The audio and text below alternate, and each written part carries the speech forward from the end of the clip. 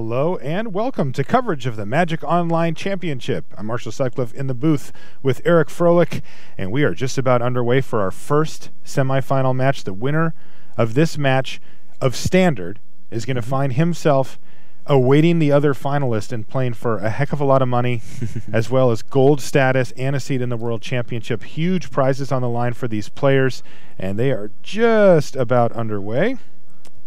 Yeah, definitely a ton on the line here. I mean, we have a 16-man tournament. We're down to the top 4, and we're already talking about Pro Tour top 8 money being issued out, and it only gets substantially greater from there. Yeah, that's right.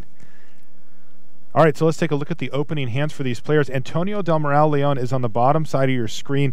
He is our Pro Tour Fate Reforged champion. You'll recognize him from that. He won that in Modern. Now, this is Standard, though. He had a really nice run yesterday. He didn't pick up a loss in Standard at all. That's a good record. Yeah, his opponent, though, Jasper Jong, really crushed in the first day and did decent in the draft with a kind of a sketchy deck. Pulled out a 2-1 with it. I think he'd be happy with that.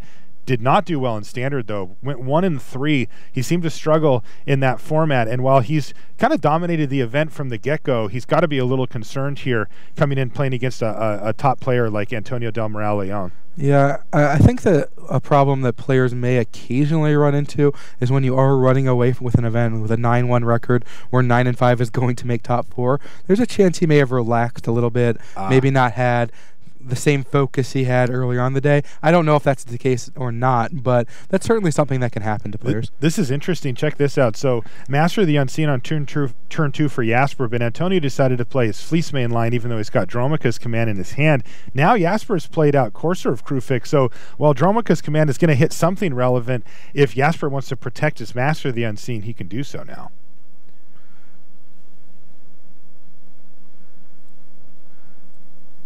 Yeah, Fleece main Lion. Well, it's going to attack here.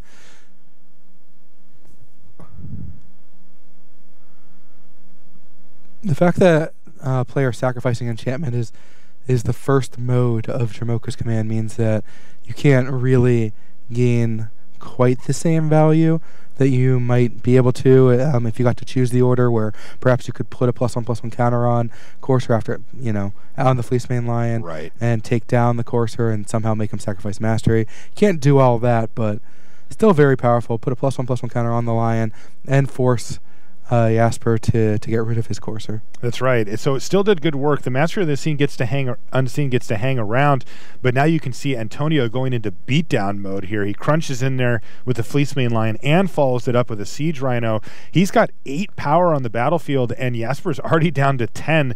You got to wonder if that Master of the Unseen is going to be relevant going in, if he can even get to the late game here.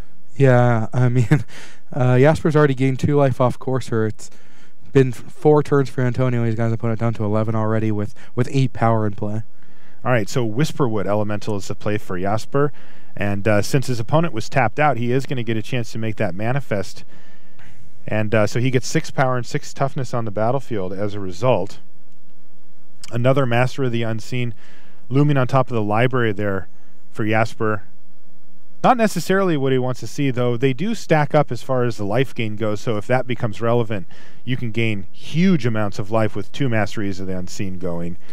Right. I mean, Antonio has a way to get rid of the Whisperwood Elemental, which is creating the manifest, so it is going to take some time for Jasper to actually get some face-down creatures that he can flip up. He does have Den Protector in his hand, so that is threatening to, you know, gain him some life and bring back a card from his graveyard. That manifest is a Courser of Krufix.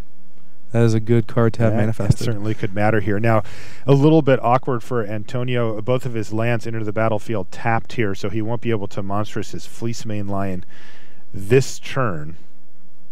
But he does have an Obzon Charm that he can use either in combat with +1/+1 counters or just to take out the Whisperwood Elemental full stop. Yeah, a lot of choices right now for Antonio. None of them are really too bad. Yeah, I always feel like whenever I'm watching this green-white devotion deck play that there's this turning point. You know, they kind of, when they get the Master of the Unseen down and they start to build out their board, they'll often find themselves under pressure like this, but then at some point they turn the corner, flip up a creature or 2, and it just snowballs into a ton of life gain that these decks just can't overcome. Right. I mean, the Abzan mid-range / control decks are pretty linear. It's not like they can just scale to do 20, 30, 40, 50 damage. Something that we saw out of like a deck like Ole, Rade, and Magnus are playing. These Elves decks that can gain so much mana and basically create overrun effects over and over again. That we saw in Modern.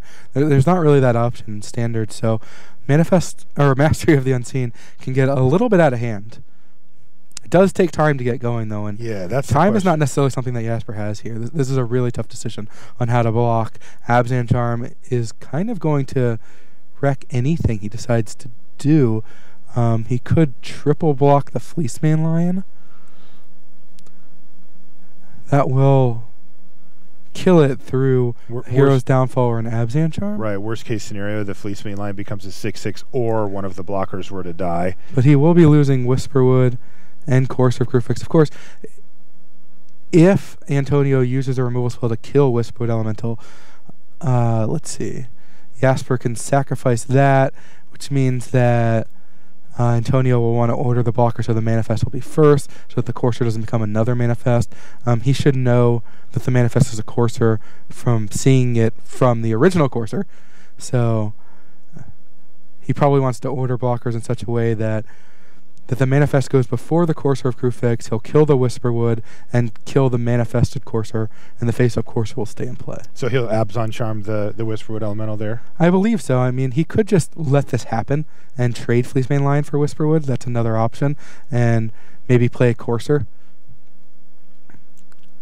Looks like he's moved Whisperwood to the front of the queue here. Yeah, that would be a very reasonable option. These would trade off.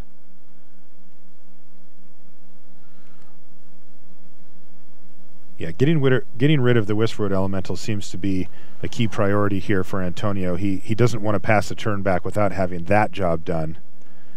That thing gets completely out of hand. Yeah, I mean, he can also just let the Courser die in combat and then second main phase kill the Whisperwood Elemental. So he's left behind just the Manifest, and the Whisperwood won't actually get to be sacrificed. Right.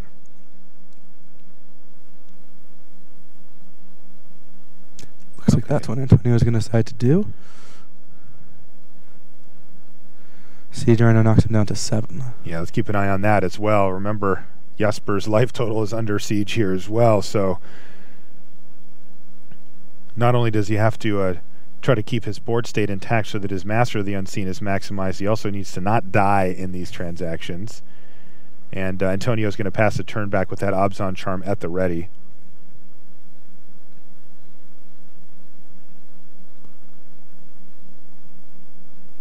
So some options here for Jasper. He can... I think Jasper would be in a pretty good spot right now if it wasn't for Elspeth Sun's Champion. That's a pretty tough card for the Green-White Devotion deck to deal with. Although he does have some mana, he does have Nykthos. He's got a Den Protector that can get back Whisperwood Elemental. Abzan Charm would exile it, but of course Jasper can respond by sacrificing it, sending it to the graveyard and leaving it there for Den Protector to collect. One of his options right here is to... Well, he's got a lot of options. He's got a lot. Remember, that's a Courser under that Right. Manifest as well. Yeah, this feels like it's going to be kind of a long, drawn-out game.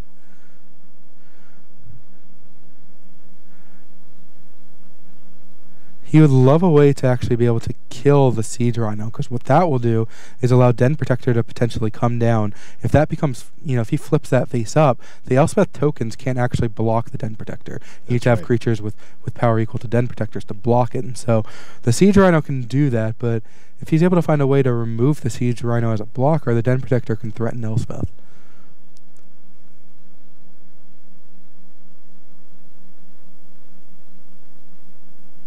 Couple of complicated turns here in the early stages of our first semifinal here. Jasper taking his time, making sure that this turn goes the way he wants, and before that, Antonio had a pretty good think session there on his turn about how to handle it. This could totally be a match where the clock is relevant. Yeah, I'm already keeping an eye on it. In the back of your mind. For sure, especially once Elspeth comes down against a bunch of green and white creatures.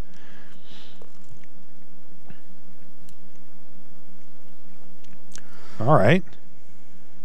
Going to get aggressive here. Yeah, Jasper's having none of it. He's just going to rumble in there, and Antonio's going to take it all. Fleeceman Lion's the follow-up play. And it looks like Obzon Charm may take out the Whisperwood Elemental right now. He took the 4 off at first.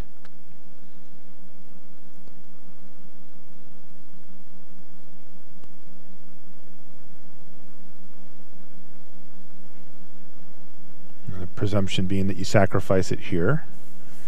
And he does. And now he's going to turn up that Courser.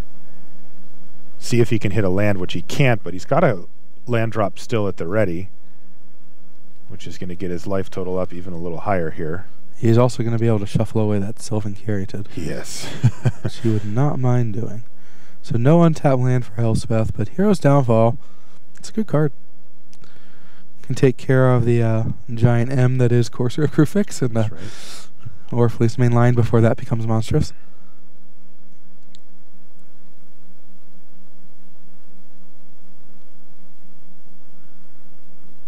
Yeah, Jasper's been able to find the time to try to set up behind this Mastery. Back down to 6 for Jasper. And Antonio revisits the tank here. He's got that land drop, but the real question is, does he want a Hero's Downfall now, and if so, what? Or does he want to play the Courser?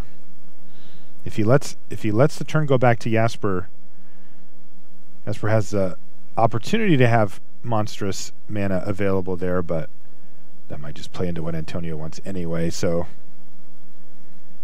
he's trying to decide when and what. Yeah, it's going to be tough for Jasper to choose to monstrous the Fleece Main Line, just because even if the Courser gets cast, because Bile-Blight is a card that Antonio is running multiple copies of. Sure. All right, well, here's one opportunity. If it's the Courser that Antonio's the most worried about, he'll kill it now. That would prevent a life gain here.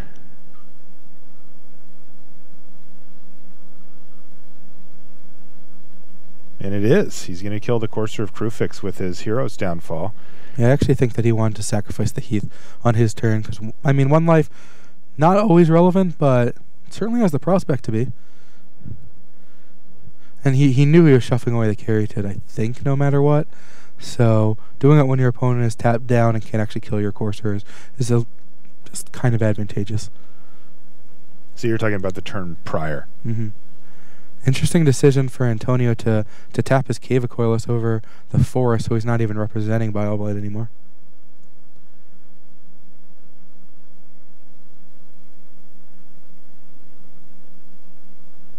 All right, well, it looks like Jasper is going into grind mode here. He's got a Den Protector face down. He can use that to get back any card in his graveyard. You can see he's got a Courser. Oh, he's got 3 Coursers. A Courser. And the Whisperwood Elemental from before as well. And here we go. The second copy of Mastery of the Unseen hits the battlefield, and the Den Protector gets flipped up. That's 4 life gained. And he's even going to attack here, as he can take a hit from the Siege Rhino, no problem. But Elspeth is going to be on her way now. With that the Siege Rhino is going to have to hold back and play defense to essentially protect the Queen, because the soldier tokens cannot block this Den Protector. All right, so this could get out of control though for Jasper. He's got Whisperwood Elemental in his hand. Oh, this is aggressive. Or he's going to think about attacking. He Siege Rhino has put 1 hoof into the red zone here.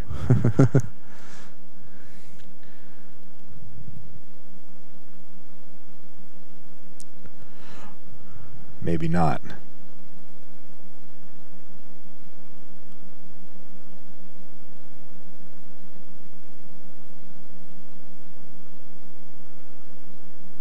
He comes back.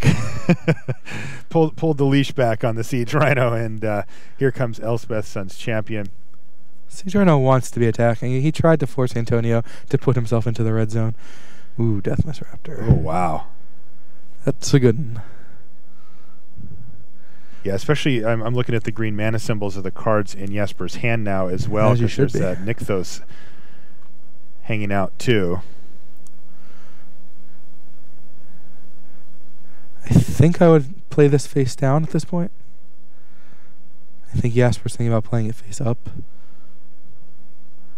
The amount of life it represents just flipping over a single card is No pretty kidding. fantastic. Yeah, it's huge. The double Master of the Unseen. He's going to play it face up. By playing it face down and flipping it up, you actually do expose it to Elspeth's minus, which I'm not sure if that matters, but could matter. Oh, sure. Good point. Fleeceman Lion off the top here for Antonio. And now both players have really kind of gotten to the point where they're supposed to get in their game, right? One player has Elspeth's Son's Champion going with a couple of creatures, and the other has Master of the Unseen going with some morphing and manifesting happening. So the question is just who ends up winning this?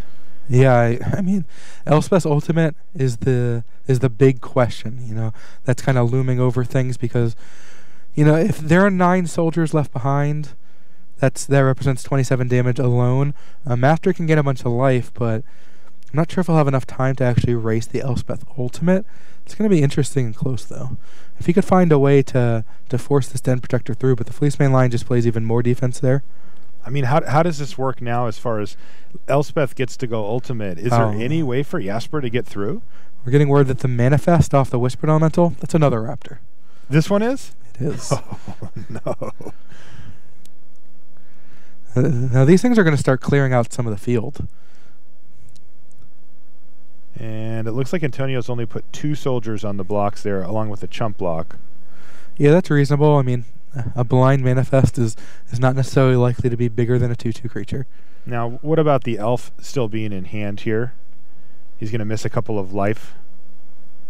Right. Over having played it in the first main. I don't know if he's representing something with that, but... Well, he can make a lot of mana off Nykthos. Right now, he can use Nykthos to make 8 mana. I don't think he actually wants to play the elf because he can make 8 green exactly off the Nykthos to go along with his 2 white to... Actually, he could have made Manifest on his turn. It really depends. Like, he's going to have a lot of options for Manifest to flip up. He's going to be able to produce a lot of green mana. He can create 2 Manifests off Mastery and still have a couple green left behind where he could have cast the Elvish Mystic, but it's possible he just wanted to wait and try to play around the main deck Crux of Fate. Here's multiple Master of the Unseen activations happening. He's even got a pair of green mana floating too, just in case he hits an Elvish Mystic or something of... Well, he hit Polukranos and Den Protector. Wow! And he gets to flip up the Den Protector here. Now he is in full go-off mode. And you can see he got back a Courser of Crufix with that.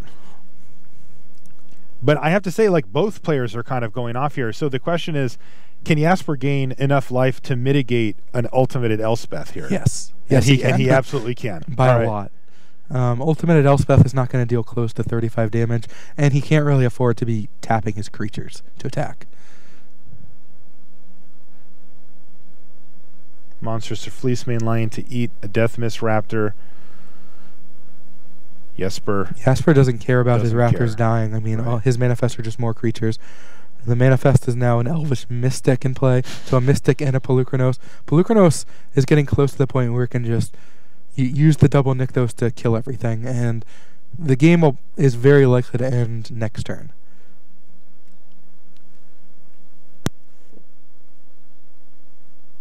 As we see Jasper jump up to 67 life now here in the semifinals against Antonio. He is just going off, making tons of mana here. Yeah, Jasper's, I think, main goal right now is let me win this game with as much time left on the clock. I'm not losing this one. Right, and he just monstrous Polukranos, which you mentioned a second ago, and he's picking what it is exactly he wants to eat. Oh, he's going to kill the lion in response to monstrous. That's right. The Fleeceman Lion was becoming monstrous, but Polukranos showed what monstrous really looks like. And show you who's the real monster here. That's right. Pass a turn back. There's a forest on top of the library for Del Moral León. He's going to cast a Courser Crufix first and then play the forest. Now he has a Crux of Fate sitting on top. He does. Now, Whisperwood Elemental really just messes that up, though, here, right? It does, but we do have the Elspeth Minus that can take care of that. Oh, which he just did, by the way. Huh. Crux of Fate, you say? Now, Crux is of Fate is Antonio good, going to but be alive? Is he going to be alive, though? I don't think that Jasper can kill him, but Huh. you know, all these raptors dying, there's still 2 masteries in play. Well, Genesis Hydra, I think, shuts that down. No. Like he No, can it Genesis does. Hydra for enough For to enough try to find to hit a another Whisperwood for sure. Yeah. Like he might be able to do it for close to his deck. Yeah, he's got 33 cards He left. can do it for 8, 14, 16, 17, 19. He can do it for, I think, 18. Should put him in a strong favorite position to find it. It's also not a bad follow-up play after a Crux of Fate. No. Both those things are good. I mean, even without his devotion anymore, he can still create multiple manifests off the mastery. Just post-Crux. Post-Crux, yeah. Yeah. Yeah, he can just float a ton of mana and then let it resolve and then just pile on 3 or 4 more mastery manifests. He's got a lot of options. This deck is quite resilient when it gets to this point in the game. And he looks like he's really going off here. He just played a second Nykthos. Look at him. How about 20 mana? How about it? Here he goes.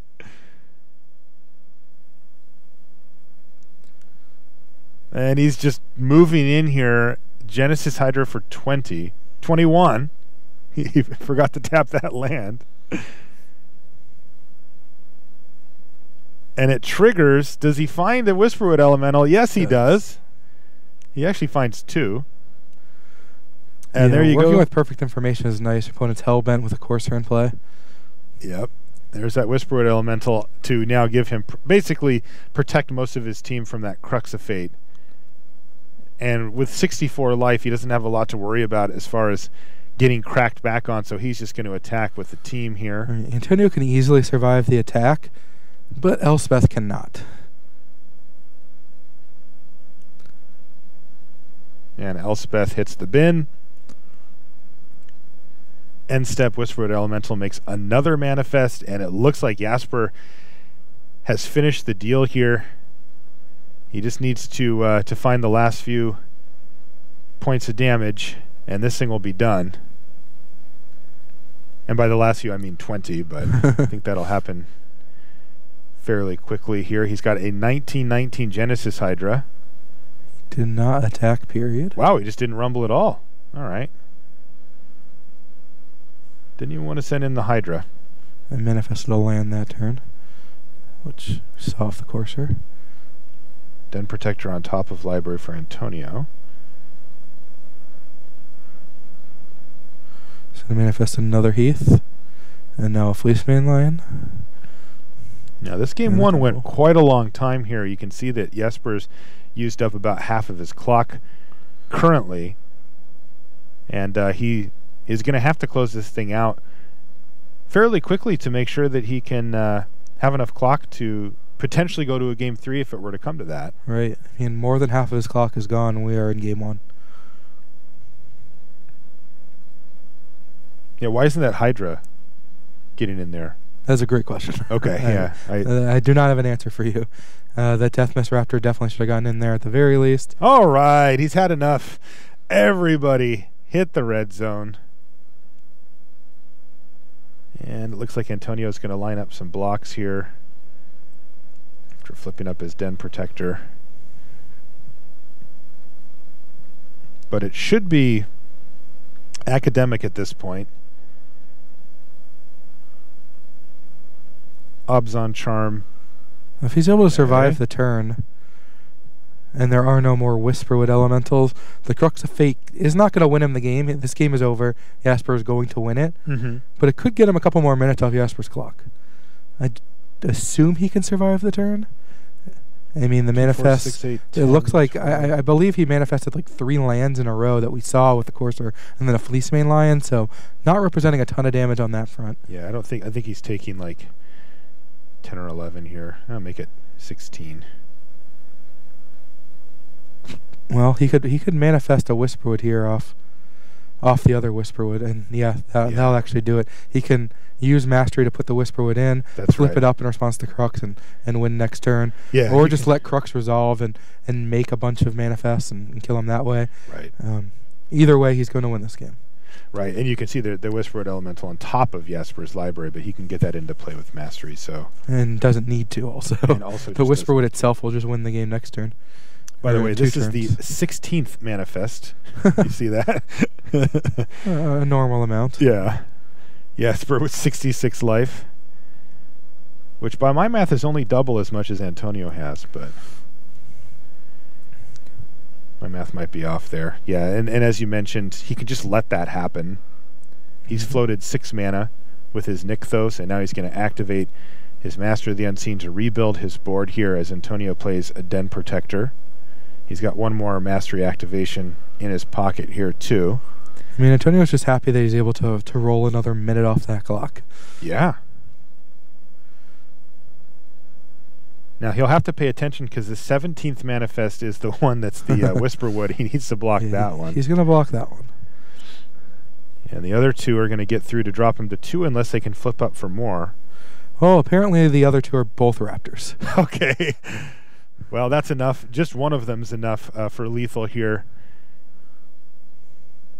And by the way, he gets to show off a little bit more of what this deck can really do here. 72 life, bringing back 2 Death Mist Raptors while he attacks for lethal. So Jasper Jong wins the first game of our semifinal, but he's got another one to go. He's got about 11 minutes left on his clock, which is plenty of time. He should be able to make it work. But this matchup does look like it gets quite grindy here, so it's something he's going to have to keep in mind. I mean, if Antonio's able to win a game 2, where he's able to take it into at least the mid-game, the clock is going to be a serious threat for game 3.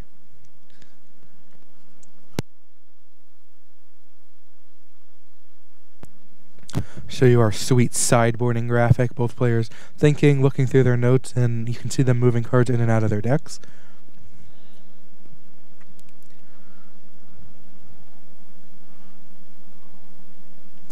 I can't really imagine that there's a world where they didn't know exactly which cards were coming in and out. At least after game 1.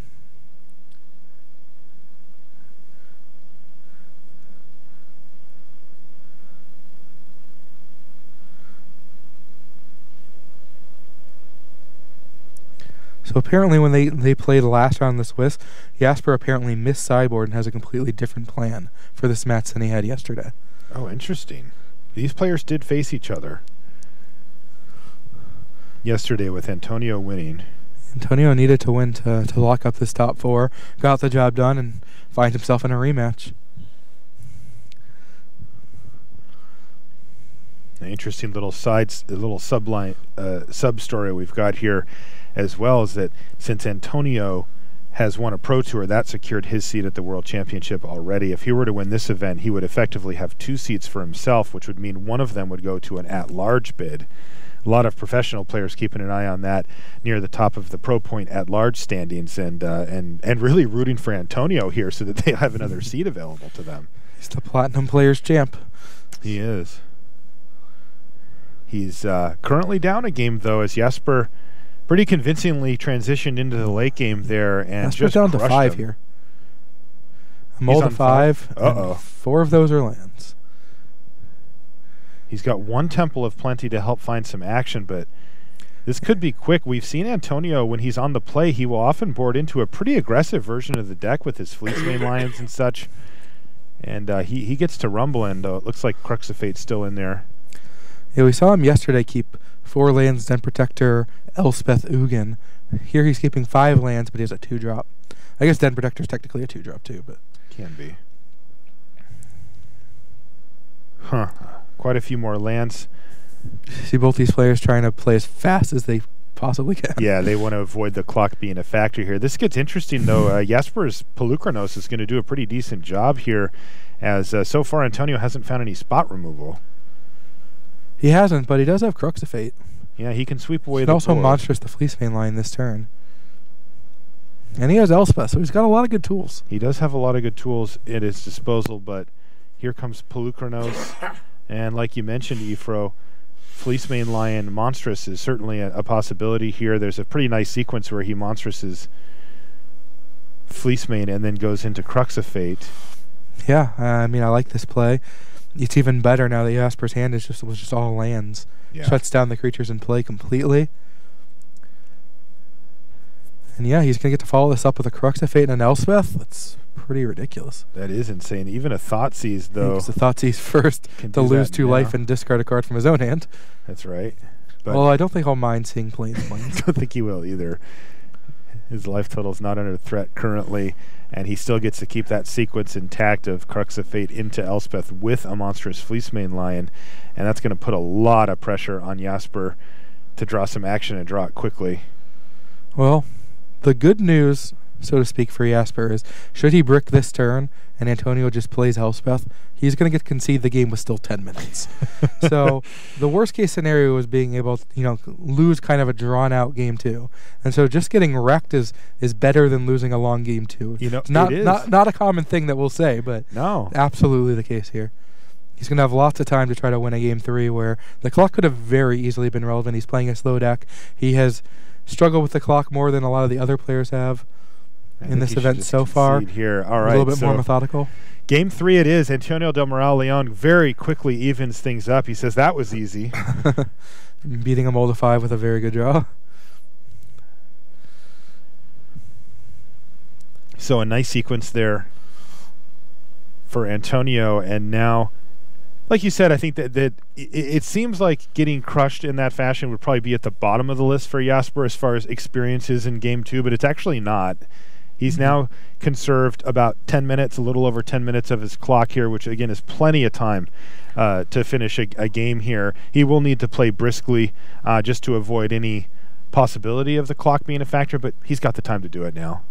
One game is going to decide this and put one of these 2 players into the finals here, where they are going to be playing against the winner of Alexa Telerov and Magnus Lanto, which we're going to be watching after this.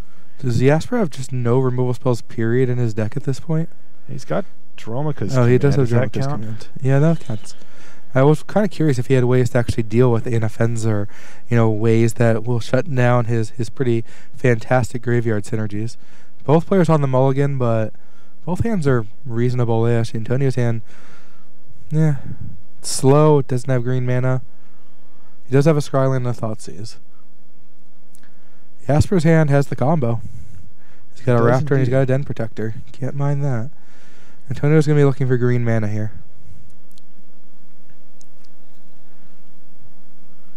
Double Thoughtseize now for Antonio. And this should probably take care of the Den Protector. Right. Now, is he going to fire off the other Thoughtseize here to take care of the Dromoka's command or the Death Mist Raptor, or is he just going to keep that for now? He's got a tough decision of whether he wants to take the Raptor right now. I think I would lean towards yes. Without any green mana to actually cast Abzan Charm or do anything. You just don't want to deal with the threat, but you could see both. Temple Malady is good draw. So there's that green mana that he was looking for, though he doesn't get to use it quite right away. He'll be happy to see it. And Master of the Unseen now. Yeah, Master is not too big a threat with no Nykthos, no mana creatures, and no Devotion. But Abzan Charm is just going to be a draw 2 here. He's going to be looking for a Temple and possibly just another land. All right, well, the top end of his deck has certainly showed up. He's got 5, 5, 6, 6, 8 drops in hand. If he draws nothing but lands the rest of the game, he's got a good chance to win. That's right. If he doesn't draw lands real quick, he's probably going to lose. I mean, Jasper is looking for a land so he can cast Elspeth. Thoughtseize. Not anymore. Well, he didn't cast the Thoughtseize. Wow. And Jasper found the land. He played a Skyland, so he had a good shot, and this may just do it. So he was thinking, he knew one of the cards in hand was Dromoka's command, and he just figured the other one, since Jasper hadn't cast anything the turn prior, just wasn't important. And he got burned on it here. Yeah, this game's over. Wow. And in comes the red zone here as well for Jasper. He's got Elspeth going, spewing out tokens. There's a Crux of Fate. The hat has come off. But that's going to do it. And Antonio del Moral León is going to have to settle for a semifinal finish here at the Magic Online Championship. We've got our first finalist, Jasper de Jong. It's felt like his tournament the whole time, and sometimes people just run it end to end. Usually you'll see, you know, spikes, they'll go up, they'll go down, they'll be all over the place, and he is now our first finalist, excuse me, which is going to start setting the stage now for Alexa Telerov versus Magnus Lanto, which is going to be our next match. But for now, we've got our first finalist, Jasper de Jong. So pretty sweet match there. Yeah, they both mulliganed. Antonio's hand was pretty weak. He really needed to find the mana. He didn't. Jasper was able to have a pretty strong 6. The Skylands helped set him up. He got all his thought seized away, but you know what? It only takes one when that one is Elspeth. That's right. And Elspeth came down and cleaned up the board. Or I should actually say populated the board there for Jasper. The board. Yeah, and that was it. Some interesting interactions there. That first game was really kind of the cool one, right? Yeah. Both decks got to do what they're trying to do, and it turns out that the green-white deck just can go over the top of what the Abzan deck does. Yeah, the synergies with the Deathmist Raptors and just all the face-down creatures kept flipping them up. Got 2 masteries down with tons of mana. Nykthos generating just huge advantages in the mana front. Got himself up to 60-something life, and the Abzan deck just can't do that much damage. Yeah, and we saw then that the raw power of Nykthos with the full board state was able to just completely out mana what the opponent was doing, and you know that's where you see the Mastery of the Unseen become basically a card advantage engine. It gives you a place to dump all that mana where green-white deck normally wouldn't be able to draw a bunch of cards and play a bunch of things. Instead, it says, well, I have this thing where I can put all this extra mana. Yeah, Whisperwood Elemental was huge. We saw Genesis Hydra that was cast for as many as he could just to try to find another Whisperwood that shuts down basically any avenue that Antonio had to prolong the game. Like we said multiple times, there was no way he was going to win the game. It became, basically a game of how much clock can I make you use to try to make this harder for games 2 and 3. It wasn't enough. His game 3 draw, got the job done. We saw Antonio keep a hand that had 2 lands and a bunch of expensive cards. The Thought Seizes were good. They slowed down his death, but he didn't cast the last Thought Seize. The card in hand happened to be Elspeth. Elspeth ends the game real quick. Yeah. It really only took 1 activation for the game to just basically be out of hand. That's right. And, interesting spot there, too, for Antonio with that Thought Seize. I think he's going to be thinking about that for a little while. All right, let's head down, though, to the feature match area where we have an interview with Jasper set up. Hello, friends. Kenji Agashir here with Jasper, who we just saw win his semifinals match against Antonio. Just tell us a little bit about how you're feeling right now. I'm feeling amazing, especially after the first game went exactly as planned. Yesterday I tested a bit with Martin Dang. He made the same deck on his computer, and we tested. So really, I have to thank him a lot. I mean, I did it personally, but he's a great guy for just helping me out like that. And so that went as planned. And then the second game, okay, it could happen in a game of Magic. You just mulligan and you lose.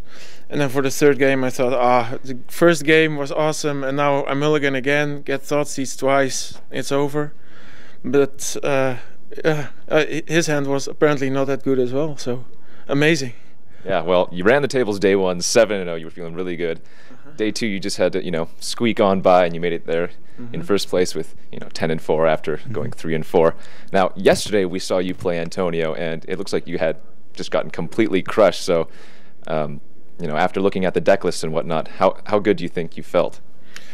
So I didn't feel good about this matchup. I thought, well, game 1 is probably slightly in my favor, but second and third game he's going to have the additional Crux of Fate and the Yujin and the additional Dromacast command. Well, after sideboarding, I don't get that much better. I'm probably not going to have a game like game 1. I'm going to have to try and win with Elspeth or Polukranos.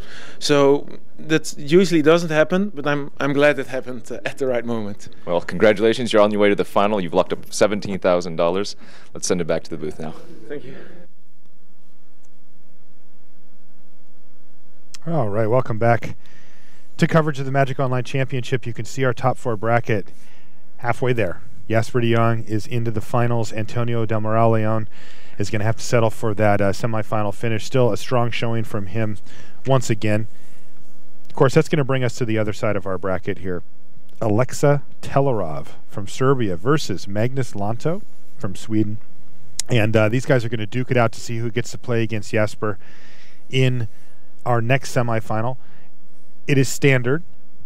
Both of the semifinals, of course, in standard. The final, though, is in a totally different thing. They're going to be playing a match of vintage and then a match of modern. If we don't have a winner at that point, they're going to play a match of standard to see who wins it.